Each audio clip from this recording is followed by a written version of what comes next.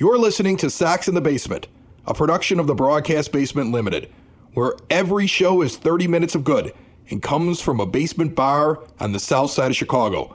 Pull up a stool, pour a cold one, and join us right now for Sox in the Basement. Heard everywhere podcasts can be found, and always at soxinthebasement.com. The White Sox have a ton of news coming out of camp. You mean the campfire milkshake is gone in favor of the birthday cake milkshake? Yeah, they changed milkshakes. What a big... Or they're getting new City Connect uniforms because, well, that's on Nike, not on the White Sox. I don't, here's the thing. I know it's exciting every year. It's kind of fun. I'll follow the people that actually get access and will take pictures of all the new food items that are coming out. And they always look really cool. I never find any of them.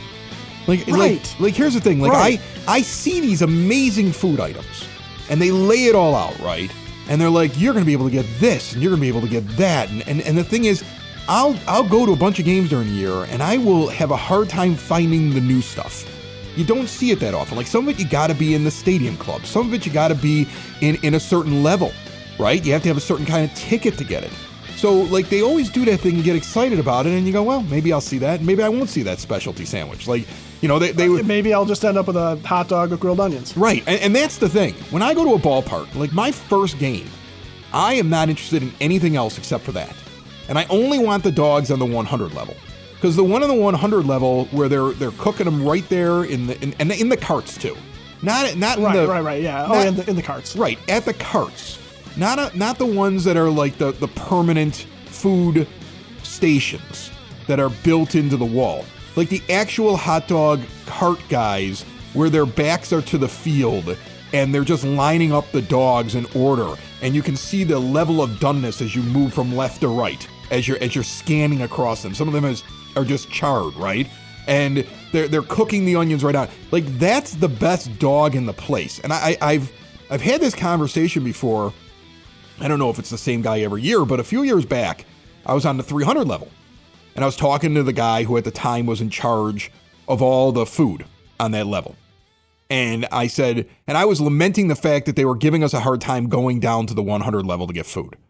And he was like, what do they have down here there that we don't have up here? And I'm like, the hot dogs are better. He's like, we cook them the same way. I'm like, no, you don't. You don't cook them the same way. The guys at the vending thing, at the carts, those dogs taste different. They're better.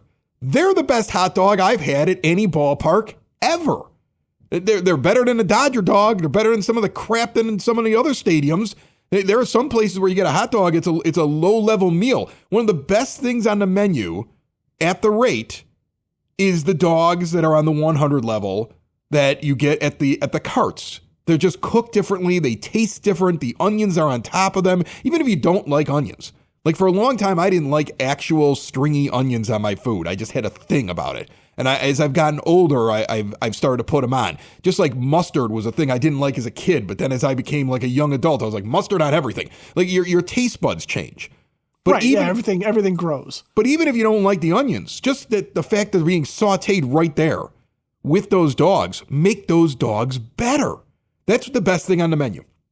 They can go out and get all the food items they want to. Opening day, the only thing I'm getting is 2 of those. Right away, 2 of those and a beer, and I'm happy. And I might consider searching for another food item later on in the day if the game is boring, or I might just wait till the next time I'm there. First day, it's not a baseball season till I get 2 of those. Yeah, and you're talking to a guy who shouldn't be eating those anymore, and I'm still going to go do that the first game I go to this year. I'll eat yours. I'll eat yours for you. I'll keep you alive. Thank you for your sacrifice. I'll keep you alive. The team released Oscar Colas after I thought he might have a chance of making the team. It's as if they listen. They go, we'll show them. Yeah. Oh, you think he's got a chance, do you? No. We'll show them. He's the only move, too. Like we talked about, every other move has been like 5-6 guys, right? We put out a show where we just suggest maybe Oscar Colas has a chance. They just release him. He's the only guy they moved that day. Option the AAA Charlotte. It wasn't just Pedro that didn't like him. And it's kind of because he fell off a little bit in the last week or so at the plate. And I think he needed to really come out and shine and be like, those numbers you saw down in the minors before my first stint in the major leagues at the plate, he needed to show those numbers to them, and he didn't do that. So he's moved on. So the Sox currently, if my count is right, 41 players at the moment that we're sitting here at the microphones, 41 players remaining in camp. And they're not all 40-man roster guys. A lot of those guys have been sent to the minors. So most of the guys that are on the 40-man roster that have not been sent to the minors have a very good chance of making the team. There's 20 pitchers in camp. They're probably taking 13. So there's 7 guys that are going to get jettisoned. There's 3 catchers. One of them's going. I would think it's Narvaez. Right? I would think it's Thies. I would think so. Right. I can't imagine Omar Narvaez has done anything over Matt Thies. I would think he's the guy that's going to be dropped off of there. There's 12 infielders on the team and 6 outfielders. So that is 18 players that'll be whittled down to another 13, let's say. If they go 13. Sounds about right. Well, no, but we got 2 catchers. So hold on a second. Of those 18, only 11 of them. So 7 guys are going to get dropped off of the position, the group still, and they're going to drop 7 pitchers. So there's 14 players still in camp that are not making this team. So it's not over yet. And one of the more interesting things that come out on Friday, there's a little scrum with Venable. Some of the press guys are there. Scott Merkin, who's been on Sox in the Basement many a time, really was trying to press him on Brandon Drury, did he make the team? Because Drury got a hand contusion, I believe is what they said it was. And they were asking about the status, first of all. He's going to DH. He's doing okay with the bat. As soon as they can get him out there in the field, they're going to do it. And I think Merck at least 2-3 times, if you watch the video, is like, but he made the team, right? He's done enough, right? Because they're waiting for some of these names.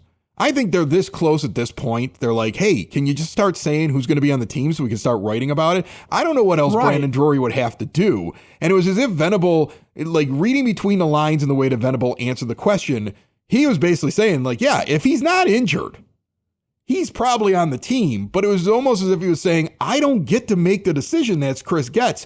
He hit .410 to this point, with an on-base percentage of .439 and an .821 slugging percentage and a .1260 OPS over 39 at-bats. He better damn well make the team. He should be starting every day. Maybe that's the question you ask Venable. If Brandon Drury makes the team, you're playing him every day, right? Yeah, he becomes a big free agent pickup, right? Even though you signed him to a minor league deal. Yeah. And that's a fair question. And you sit there and you go, well, why aren't they committing to a guy like that? Why are they sitting here and hedging their bets? What is it that he hasn't done, or what is it that they think is he wasn't the better? plan. I mean, he wasn't the plan. See, that's the thing. Well, but then why bring him in? Well, if he's not somebody that you can fit into the plan, why bother bringing him in? Well, the thing is this: he's going to fit in the plan. They're going to keep him. They'd be nuts not to. They're going to keep him. It's just that, remember, Rojas was brought in. When Rojas comes in and they're looking at that kid that they picked up, Mydroth, in the trade, and they're looking at Colson Montgomery, hopefully making it through camp. And there were names that they thought were going to perform. If you would have asked Chris Getz before this whole thing started, I guarantee, in all honesty, he was really hoping to see Montgomery and Mydroth breaking camp with this team and Rojas standing over at third base. That's probably what the plan was, right? Mydroth maybe plays so well that he's the second baseman. Rojas is over at third. Montgomery standing at short. And Andrew Vaughn figures it all out, has a massive camp where he's launching bombs. And that's what he's walking in with his main infield. And then somebody else finds their way in as that fifth infielder. That's what they... Miguel Vargas has got to be that guy, right? So that's the thing. And that's actually... I'll correct myself. Vargas would have been at third. Montgomery would have been at short.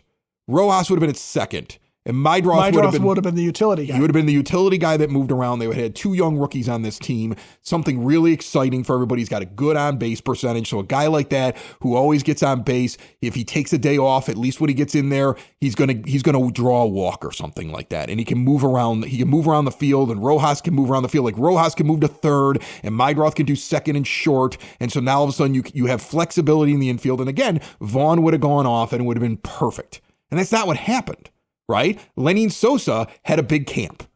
He's fallen off a little bit, but Lenin Sosa's had a good enough camp that you have to consider him. Brandon Drury has been the bigger acquisition than Josh Rojas. Colson Montgomery didn't work out. He, at least to this point, you could make the argument that the Colson Montgomery that you saw for the majority of AAA, before that little bump at the end of his AAA season and his Arizona Fall League thing, the guy that was the first 3 quarters of AAA last year, that's what he is still. And he is in no way ready. And Mydroth didn't have a good camp. Vargas at least came alive, right? So there's some things that are going right. But that's the thing. Spring has not given them the guys I think that they had penciled in their mind back in January and February. Which is, and again, I know I'm not a general manager, and maybe I would be something different if I were a GM. But in my head, going into a spring training when you're coming off of the season that they had last year, that god-awful season, why would you pencil anybody in? Why wouldn't you just walk in and sit there and say, may the best man win? I don't really care who you are because I'm bringing the talent in. If it's all about my ego as a GM, and I'm not casting aspersions on Chris Getz. Maybe I don't think that's what he's doing. I think that they just have to now, they don't have the easy answer, so they have to have discussions to find the right answer. Well, and what's so hard about this? I mean, it's not like there's not somebody that you can jettison off the 40-man roster for Brandon Drury.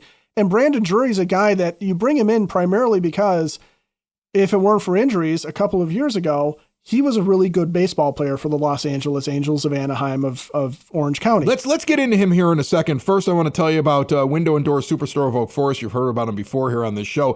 For exterior windows, doors, patio doors, and storm doors, look no further than Window and Door Superstore of Oak Forest. No high-pressure sales. They're not in your kitchen. Track it in mud. 'Tis the season for mud. Because it was, 70, and then it was 20, and then it was 50, and then there were tornado sirens on the south side, and then there was a blizzard the other day, and now it's beautiful outside as I'm broadcasting, but by the time that you guys hear this podcast, the apocalypse may have happened. It's March in Chicago, but they're not going to track anything in. You go to their showroom, you see everything in full display. There's an owner in the showroom. There's one on site. That way, there's always an owner there. If you have a problem, you have a question, you have a concern, they don't farm out the work. They use their own installers. They've been doing it that way for over 40 years. They've been in Oak Forest since 1985 with all major brands custom made, no stock items for a perfect fit. Window and Door Superstore of Oak Forest is located a half block east of 159th and Ridgeland at 6280 159th Street. See more at windowdooroakforest.com. And as we look at Brandon Drury, you're right. This is a guy, look, his career, he's a 2B war. He's a replacement level player. This is what we talked about. You needed guys like this in camp who were professional baseball players, have had some really good seasons. Sometimes they're down a little bit, but they belong in the major leagues. And they're the standard bearer that if you have a young player, he's got to knock that guy out of the way. And what Brandon Drury did is he walked in and said, no, I'm even more than that. I'm the guy that you saw with the 813 OPS in 2022 between two different teams. He was 855 with Cincinnati, 724, still slightly above average with the Padres. And the year before that, he had a 783 OPS in 2021. He was just becoming one heck of a hitter at the plate. He had 28 home runs. Am I reading that right? I got the right column here. I got to scroll up. 28 home runs in 2022. And then he goes. And then in 2023 with the Angels, he's got 26. He does. He's got an 803 OPS, a 262 average, a 306 on base percentage. Like, he's a solid all-around hitter. Solid all-around hitter. And then he's in the pit of despair in Los Angeles with only 97 games played last year and has a down year. Okay. So now he's coming back and saying that was the anomaly. The 3 years previously where I had figured it out, that's me. And if that's what he is, he's going to be a bright spot all year long. Like, I'm not buying his jersey, but he's going to be a bright spot all year long. That's a guy who had a bad year, couldn't find a team, and found out that if he didn't have a good camp and didn't prove himself, he may be out of baseball, and he wasn't ready to go yet at 32 years old. You want guys like that on a team like this. You need guys like that on a team like this. Yeah, you want to talk about veteran leadership. You're not going to get it necessarily from an Andrew Vaughn, who at this point is a veteran, but hasn't really proven himself on the field. And Andrew Benintendi was here last year for that disaster. Clearly, whatever he brings to the table wasn't enough to pull the team out of it. But a guy like Brandon Drury, who's had some success in this league, who, like you said, is at least slightly above replacement level, and is a guy that is capable of also one of the few guys on the roster who actually has hit more than 25 home runs in a Major League Baseball season. Him and Luis Robert Jr. are the only two. And we were looking for that a couple episodes ago. And it may be Brandon Drury. Yeah. Brandon Drury actually has some power, which is something that this team desperately needs. So you sit there and you go, well, why wouldn't you find a place for him? And here's the thing. Sure. And here's the thing. You're going to have him and Rojas probably both making a team. I mean, Rojas sitting 313 now, and he had a slow start to camp.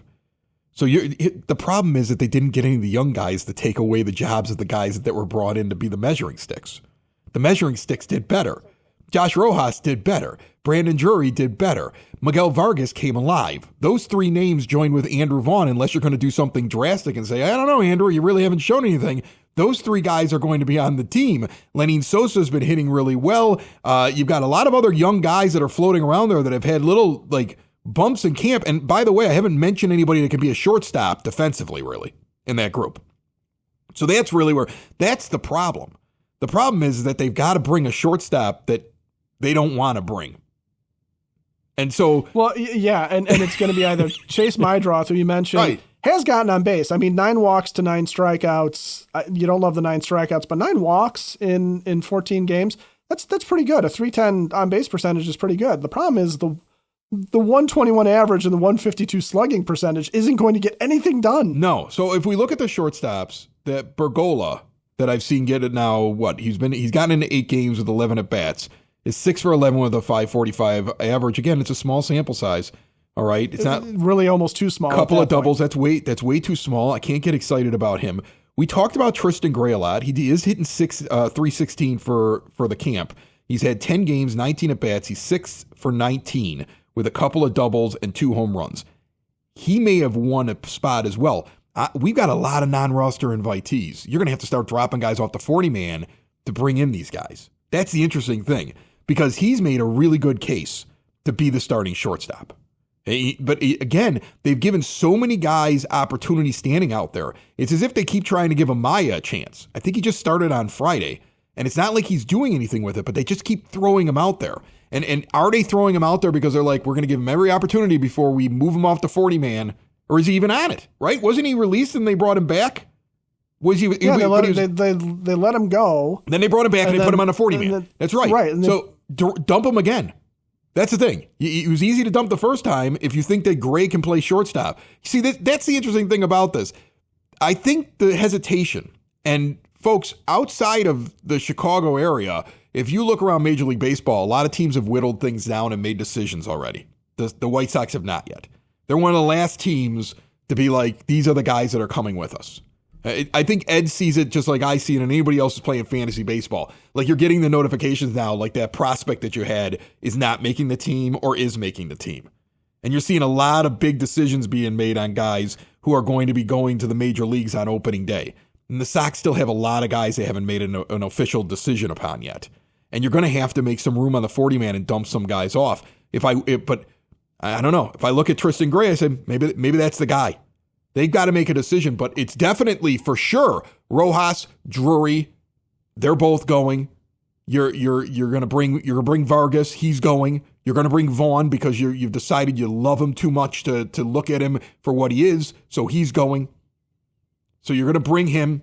Those 4 are going, and then you've had all these other guys that have made a case. Sosa's made a case. You still don't have a shortstop. Maybe that's one of the big decisions, you know.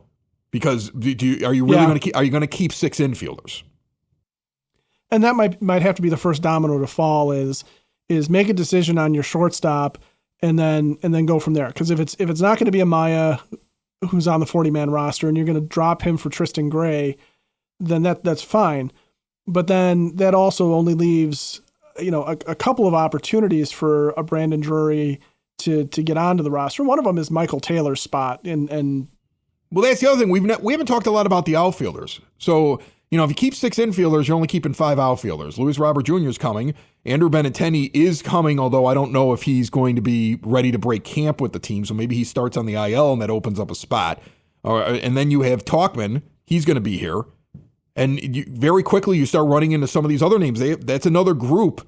in which there's more. They have trimmed that down pretty well. With Colas going away and Jolks being gone, they've really trimmed that down. They had to, what's his face? Their number one target.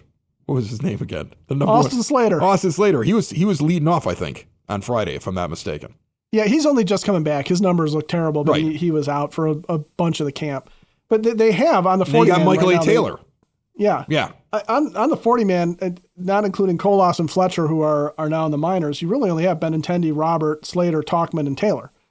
So the outfield as a group, I mean, that if you're keeping 5 outfielders, you've got those 5. I think the question is if you're going to have to keep an extra infielder, or if you're going to use one of those extra infielders as your DH and get that into the rotation. Do you need a Taylor out there because does Talkman have enough flexibility to move around the outfield? Is Slater good enough to play both corner outfield spots? He probably is. And then, again, I do wonder, do you consider, because Miguel Vargas has played in the outfield, do you consider if all things are going well with him, saying, okay, you know what, actually we're going to put you out in left field, or do you have like a Brandon Drury go out there who I think Drury's played some outfield as well. Well, here's what Fangraphs has projected, and they changes constantly. Sometimes they're way off. But what they're doing is that they have their infielders as Vaughn's making it, Drury's making it, Rojas is making it, Lenin Sosa is going to make the team, Miguel Vargas, Jacob Amaya is going to be coming off of the bench as the only infielder, and what they're doing is they're putting Rojas at short. Which, again, he has not played a lot of games at shortstop, but that's what they think is how the thing will shake out. And so then you get, I don't think it doesn't take into the account. I think when they do this is that when Fangraphs Roster Resource is doing this, they tend to go for the guys that are on the 40-man roster because they don't want to predict that they're going to drop somebody off the 40-man to bring an NRI on the team. So the only non-roster invitee that they have as a position player is Drury right now, because it's the safe bet. And then the only pitcher that's a non-roster invitee that they have on the staff is Clevenger as the closer, because we heard that news about it. And they have Shane Smith being the 5th starter, which I think is actually going to happen because he's pitching out of his shoes. I think their starting rotation is pretty set. At it, it's pretty set. Burke, Perez, Cannon, Davis Martin, and Shane Smith. Yeah, that sounds pretty set to me. That sounds pretty set. Burke, good for Burke too. We didn't get a chance to talk about this yet. Sean Burke being the starter, and the fact that they're still considering a lot of these non-roster invitees to be on the roster, really tells me that this is a very different regime. Because this is the second year in a row where the opening day starter is a surprise. And they were right last year. This team, I remember when the year started, an awful lot of people saying, do you really want to take Garrett Crochet and make him your ace? Is that really the guy? I mean, he's never really pitched that much, right? And yeah, he ran into problems later on in the year with his innings and things like that, but he was the best pitcher on the staff. And Sean Burke had a great 4 games, 3 starts, 4 games in total, where he was just keeping guys off base. He's got that beautiful whip that I love. I love the low whip. And he was beautiful with that for the 4 games that he appeared in last year. And he's had a good enough camp that they're like, he's the best pitcher. And I love that. And it's funny, you trust it when they make those decisions with the pitching staff because of Bannister and because of the way that side of the team seems to be running efficiently, smartly. They're introducing the right combination of pitches. There seems to be a plan. You're waiting for it on the hitting side. Could the declaration of the 13 players that will be position players on this team coming out of camp, could that also be very similar where you're going to get surprises? Because it seems as though the team is, at least on the pitching side, not afraid to make decisions where they bring in somebody or they put somebody in a position that you're surprised that they're in. Because nobody was predicting that Sean Burke was going to be the opening day starter. In fact, when I read it, I thought it was a joke. I didn't believe it. Yeah, I think everybody assumed going in, Martin Perez, being the veteran, would get the opening day honors. Maybe Davis Martin. And maybe Davis Martin, because he's had an outstanding camp. Yeah. It looks really good coming off of Tommy John. And that's good because we need pitchers, because Drew Thorpe's got elbow soreness, and that just makes me sick to my stomach when I hear it, because I was really looking forward to he had to be removed from a game, and I was looking forward to seeing him get back and pitch. And, now you go and you look back at everything from his offseason thing where I think I'm doing okay, and then the team saying he's a little behind, but we're not worried about it. And now you get him coming off with a little bit of soreness, and you go, oh, all signs point to this is not going well. And that would be a shame. And it's still an epidemic in baseball where elbow injuries are happening. I mean, anybody playing fantasy baseball right now is probably banging their head because, if you've had your draft, there's probably 3 pitchers sitting on your staff right now that are going to start the season on an IL with an oblique or an elbow. Ed had Garrett Cole as a keeper this year. That's what happened to him. Poor Ed. Well, and I've since had 4 other pitchers go down. So it's brutal. You're in a rebuild. You're in a rebuild in our dynasty. You and the White Sox are in rebuild years. I may not field a team the way things are going, but it is. But to your point though, to hear Drew Thorpe is gone, back down with elbow soreness, and he never fully recovered, and it's another setback for him. You do need to find those 5 guys. And so Shane Smith, grabbing him as a Rule 5 pick and having him pan out here would be absolutely wonderful. And then you still have Bryce Wilson sitting in the background that can jump into the rotation if you need to. And you did send some guys down that are capable, but it is you do wonder as you're looking at these stats, like, is it possible to walk into a season and have in your starting lineup Brandon Drury and Tristan Gray, 2 guys that the moves were barely even talked about when they happened. And is that for the better? I mean, Tristan Gray may never work out to anything. Brandon Drury goes back to his typical baseball card stats, and he's a guy that one of 2 things can happen, because I know we love to talk about this in terms of the White Sox. He's a guy you could trade at the deadline and get something for, but he's also a guy that you could sit there and go, it's not the worst thing in the world if we have him for the next couple of years, while we let some of these young guys figure out if they can actually play this game, and have a replacement level guy who can hit 25 to 30 home runs sitting in the middle of your lineup, certainly better than whatever it is that they think Andrew Vaughn is supposed to be. Actually, that's what they think Andrew Vaughn is supposed to be, but whatever Andrew Vaughn actually is.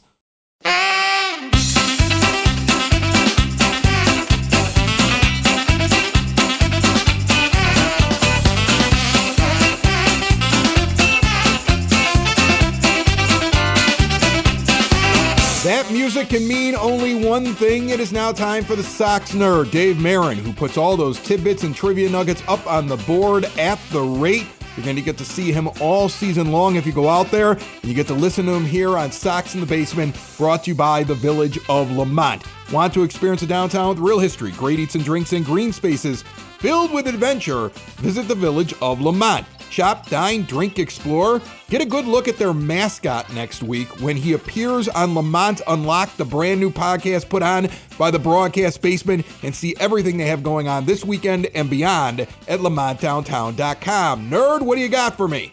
Chris, let's take a look at White Sox opening day starting pitcher Sean Burke. A lot of sources have come up with good stuff on this surprise choice. For example, the courageous Sarah Langs tells us that Burke will become the 10th pitcher since 1961 to start on opening day with no more than 4 career starts, and he will be the 7th pitcher in the last century to start an opener with fewer than 20 big league innings. Elias points out Burke will be the 6th pitcher in the last 70 years to start an opener with no more than 3 career starts. The last pitcher to do this? How about Garrett Crochet, who made his MLB starting debut in last year's Sox premiere? All right, this is what I got. Burke is the Sox' 4th different opening day starter in the last 4 years. He was preceded by Crochet, Cease, and Giolito, who was the last pitcher to start consecutive Sox curtain raisers. The last time the Sox had at least 4 different starters and at least 4 openers was from 2014 to 2020 with Sale, Samardzija, Quintana, Shields, Rodon, and Giolito. By the way, the Sox record for the most consecutive opening day starts is 5, shared by Mark Burley and Wilbur Wood. Burke's 19 career innings will be the fewest ever for a Sox first game starter. Prior to Burke, the pitcher with the fewest innings heading into a Sox opener was Patsy Flaherty, who towed the slab with 61 big league frames to inaugurate the 1903 campaign. This won't be the first time Burke starts an opener. He started the first game of the 2022 season for the Sox Class A Winston-Salem affiliate.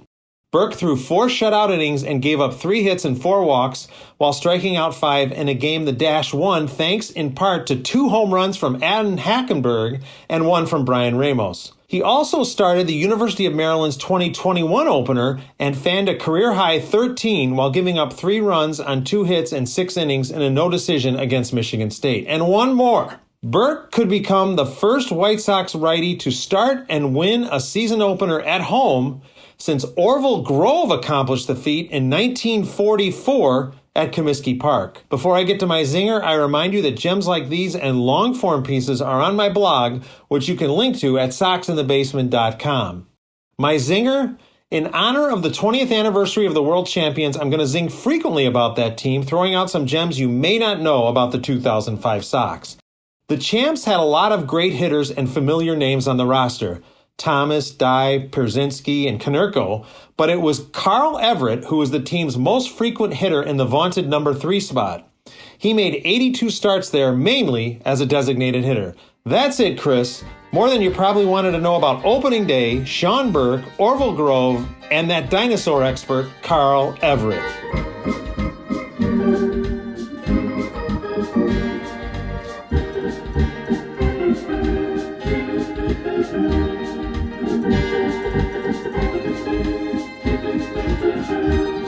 As we get out of here, I want to just give a little bit of advice to the young broadcasters that may be out there, the podcasters, the broadcasters. I gave this advice to somebody once, and I wasn't even doing this podcast. I was out of radio. So when I gave the advice, it fell on deaf ears because what do I know, right? I mean, because you weren't doing it anymore. I wasn't doing it anymore, so obviously I'd forgotten everything. Right. And the advice is this: stay off of social media. Don't argue with people. You know, just don't argue with people on social media. There's bigger fish to catch out there than whatever you're going to find on social media. That was awesome how you did that. I knew you were going to come up with something. You know, I mean, like a guy goes fishing and then he posts a picture and then somebody gives him a hard time and then he loses his mind on social media, and his career at a radio station that he pretty much built, was there from the beginning, is over in the stupidest possible way. Like, a perfect example is this. I do a podcast for Evergreen Park called the EP Podcast. There's local elections going on right now. The other day, I get somebody who sends me a DM, just like reaches out through Facebook and says, I'm surprised you haven't responded to what somebody is saying about you in one of these local Facebook groups. Like somebody's picking on me because they don't like the way that I'm covering it. And my response was, I don't look at social media. And I think I blocked that guy a couple years ago. That's how you handle it. Okay? Or you use your microphone. Yeah. Use your microphone. The microphone is more powerful than your Twitter account. Stay off of the Twitter. Like only people who follow you and are bored enough to be on Twitter at that moment are ever going to read it. And the only thing that can happen is something negative. Nothing positive ever came out of a Twitter argument. Even if you win the argument, nobody cares. Nobody cares. Use your microphone. Your microphone is more powerful than your Twitter account, and it's definitely more powerful than anybody that's in your comments. It's just my advice, okay? I didn't think I would have to give out that advice to a guy who was older than me and had a longer radio career in a major market, but that's my advice, just right here at the end of the show. Yeah, to summarize, reel it in on social media. Don't get hooked.